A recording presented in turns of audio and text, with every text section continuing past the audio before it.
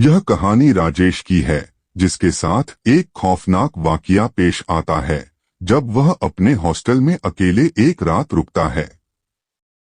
मेरा नाम राजेश है और मैं राजस्थान का रहने वाला हूँ। मैं एक स्टूडेंट हूँ, इसलिए मैं पढ़ाई करने के लिए एक हॉस्टल में रहता था। उस हॉस्टल में मेरे बहुत से फ्रेंड थे। दिवाली का टाइम आने वाला था। मेरे सभी फ्रेंड्स घर जा रहे थे क्योंकि वो सभी दूसरे स्टेट्स के थे, इसलिए वो जल्दी चले गए। मेरे इक्का दुक्का फ्रेंड ही हॉस्टल में बचे थे, जो भी थोड़े दिनों में जाने वाले थे।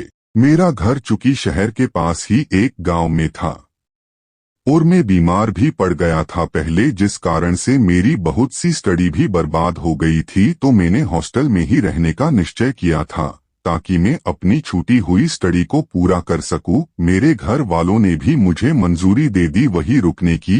जो मेरे बचे हुए दोस्त थे, अब वे भी अपने घर चले गए। हॉस्टल में बचा तो मैं और मेरा वार्डन। दिवाली की रात आने वाली थी तो मेरा वार्डन भी मुझे चाबी देके अपने घर चला गया। अब हॉस्टल में केवल मैं ही बचा था। मैं अपनी पढ़ाई करके सोने चला गया।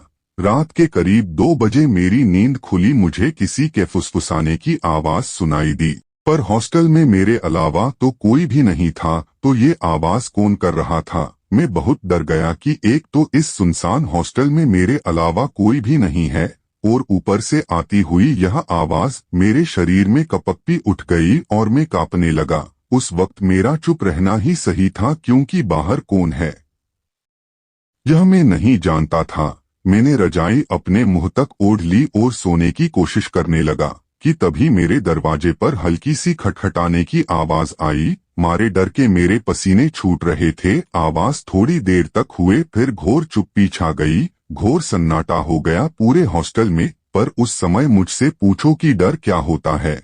रात अभी बाकी थी। मैं खुद को मन ही मन यह बोल रहा था कि और रुको, यहाँ घर चले जाते तो क्या बिगड़ जाता, नहीं पर साहब को तो पढ़ना है, बड़े आइंस्टीन बनेंगे। अब भुगतो। यही सोच रहा था कि एकदम से माहौल में फिर से वही डर छा गया। मेरे कमरे के बाहर किसी के चलने की आवाजें आ रही थी। थोड़ी देर बाद आवाज बंद हो गई कि तभी दरवाजे को जोर जोर से उसने पीटा। थोड़ी देर बाद उसने मेरा नाम पुकारा, राजेश। बस यह काफी था एक हार्ट अटैक के लिए। उसको मेरा नाम कैसे पता चला? वो बोला, बाहर तो आओ, दरवाजा खोलो, मुझे अंदर नहीं बुलाओगे? वह आवाज किसी इंसान की तो नहीं हो सकती थी। बहुत ही डरावनी आवाज थी। मैंने दरवाजा नहीं खोला। अब वो चिल्ला के बोला, दरवाजा खोल, नहीं तो राजेश दरवाजा खोल। वो अब बहुत गुस्से में था। मैं मन ही मन हनुमान चालीसा पढ़ने लगा। मैं रात भर नहीं सोया, हनुमान चालीसा का पाठ करता रहा। दरवाजे पर खुरचने की आवाजें आती रही। जैसे तैसे करके मैंने रात काट ली। सुबह तक मैं हनुमान चालीसा का पाठ करता रहा। सूर्योदय हो गया था। मैं हिम्मत करके बाहर निकला। वहां कोई नहीं था, पर दरवाजे पर नाखूनों के निशान थे। मैं बस यही सोचता रहा कि अगर मैं बाहर चला जाता तो मेरे साथ क्या होता। मैंने अपने वार्डन को फोन लगाया। कुछ समय बाद वार्डन हॉस्टल में आया। मैंने उसे चाबी दी और कहा, मैं अपने घर जा रहा हूँ। मैंने उसे रात का सारा किस्सा सुनाया, पर वो चुप था। उसके चेहरे को देखकर ऐसा लग रहा था कि वो कुछ जानता है।